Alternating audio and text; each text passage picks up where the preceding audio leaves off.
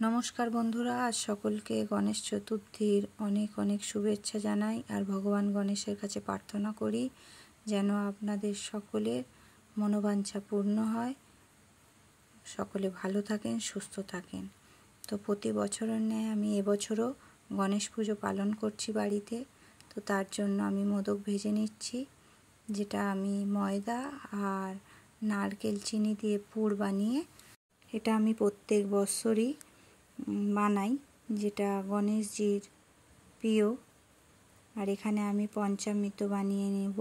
দুধ নিয়ে নিলাম, মধু, ঘি আর দই আর শর্করা। এবার ভালো করে গুলে নিলাম। এবার একটা থালায় আমি ওম লিখে নিলাম।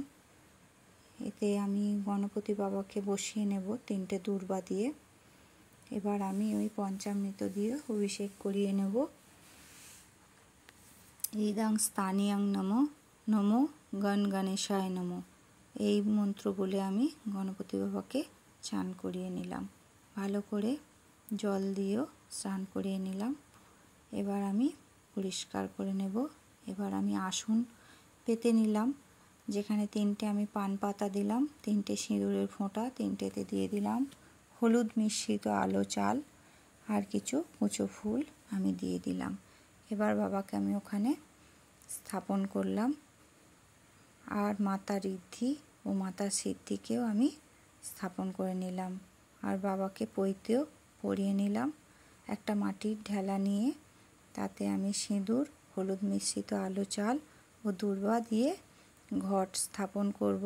ঘটে আমি ভগবানের চিহ্ন এঁকে নিলাম।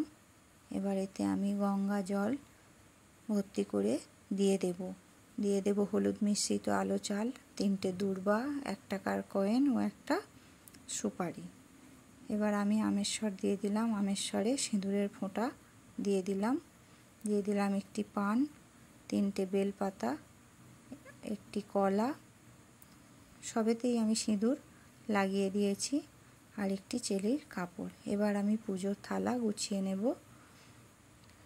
জবার মালা, বেলপাতা আর ভগবানের বস্ত্র হিসাবে ওই কাপড়টি আমি নিয়েছি। ঘটে আমি পৈতেটা পরিয়ে দিলাম। দূর্বাও নিয়ে নিলাম, দূর্বার মালাও আমি বানিয়েছি। এবার আমি মোদকের থালাটা সাজিয়ে নেব। 21টা মোদক প্রতি বছরের ন্যায় এবছরও আমি বানিয়েছি।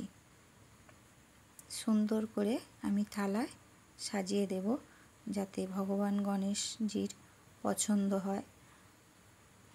তো এইভাবে আমি সুন্দর করে সাজিয়ে নিলাম।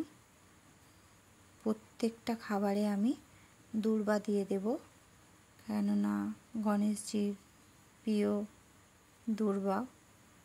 এবার আমি নারকেল নাড়ুর থালাটাও সাজিয়ে নিলাম। মধ্যিখানেরটা একটু মোদকের ন্যায় করার চেষ্টা করেছি, জানি না কতটা হয়েছে।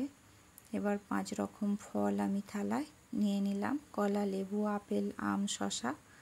এবার 5টা লাড্ডু থালায় নিয়ে নিলাম। এই থালাতে আমি চাল ও কলা সুন্দর করে সাজিয়ে নিলাম। এবার আমি একটি থালায় 5টা পান, এটা আমি সংসারের মঙ্গলের উদ্দেশ্যে ভগবান গণেশজির কাছে অর্পণ করলাম।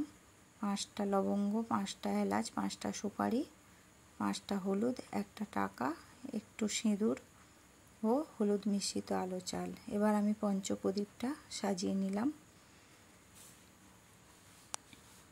দিলাম একটা ঘিয়ের প্রদীপও আমি জ্বালিয়ে নিলাম। সব মালা আমি পরিয়ে দিলাম। দূর্বার মালাও পরালাম। 5টা আটি বেঁধে আমি দূর্বার মালা তৈরি করেছি। একটাতে 7টা করে দূর্বা আছে, চাইলে আপনারা 9টাও দিতে পারেন বা 21টিও দিতে পারেন। এবার আমি সিঁদুরের ফোঁটা দিয়ে দিলাম। গণেশজিকে সবসময় শুকনো সিঁদুরই অর্পণ করবেন। আর এই যে আমি 21টি দূর্বা দিয়ে একটি আটি বানিয়েছিলাম, যেটা আমি গণেশজির হাতে অর্পণ করলাম। এবার আমি লাল জবা ফুল, লাল চন্দন দিয়ে ভগবানজির চরণে অর্পণ করলাম। এবার বস্ত্র হিসাবে এই উর্নিটি আমি ভগবানজিকে অর্পণ করলাম। এবার ফুল দিয়ে পুজো সেরে আমি এবার আরতি করে নিলাম। প্রথমে আমি ফুল দিয়ে আরতি করলাম, তারপর দূর্বা দিয়ে, তারপর ধূপ। এবার আমি পঞ্চপ্রদীপ দিয়ে আরতি করে নেব। আমি এখানে যা মন্ত্র বলে পুজো করেছি তা কিছুই ভিডিওতে দিলাম না।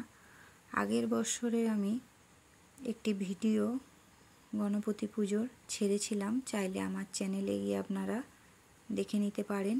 তাতে আমি সব কিছু মন্ত্র সুন্দরভাবে বলে ভিডিওটা ছেড়েছিলাম। এবার আমি দীপ দিয়ে আরতি করে নিলাম, তারপর আমি ধুনো দেখিয়ে নিলাম। এইভাবে আমি পুজোটি শেষ করলাম। যদি ভিডিওটি আপনাদের ভালো লেগে থাকে প্লিজ লাইক করে দেবেন। টাটা।